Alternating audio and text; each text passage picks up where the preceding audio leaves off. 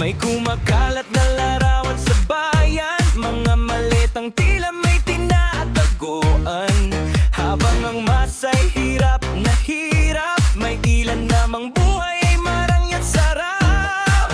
Sa palengke't kalsada, tanong ay iisa, saan ba napupunta ang buwis ng masa? Bakit may ospital na kulang ang gamot, samantalang mayaman na hindi maabot? Hindi kami bulag, hindi kami pibe, panahon ng marinig ang tinig ng marami. Katotohanan ng aming hinihingi, hindi pa lusot, hindi pa pupunwari. Kung ang malet ay puno ng pera, bakit ang bayan ay luha at problema? Kung malinis ang budhi at konsensya, bakit may takot sa liwanag ng hustisya? Ibalik ang para sa sambayanan, hindi sa bulsa ng iilang mapangkiyarihan. Ang sigaw ng bayan ay hindi matitinag, katotohanan ang siyang magwawagi sa hulit wakas.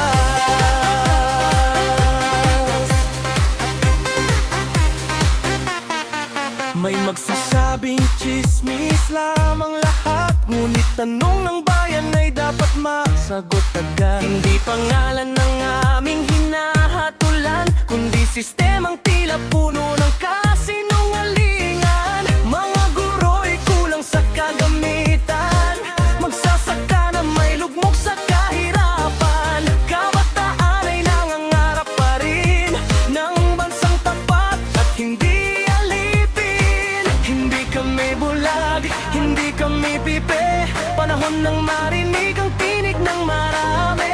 Katotohanan ng aming hinihingi, hindi pa lusot, hindi pa kukunwari.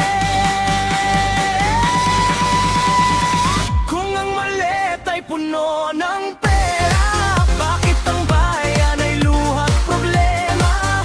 Kung malinis ang budhi at konsensya, bakit may takot sa liwanag ng hustisya?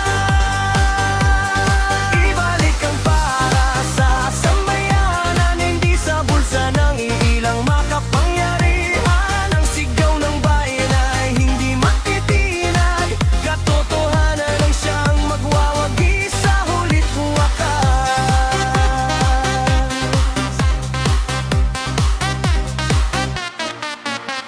Hindi ginto ang sukatan ng dangal, hindi kapangyarihan ang tunay na medalya. Ang serbisyo'y para sa mamamayan, hindi para sa sariling kapakanan.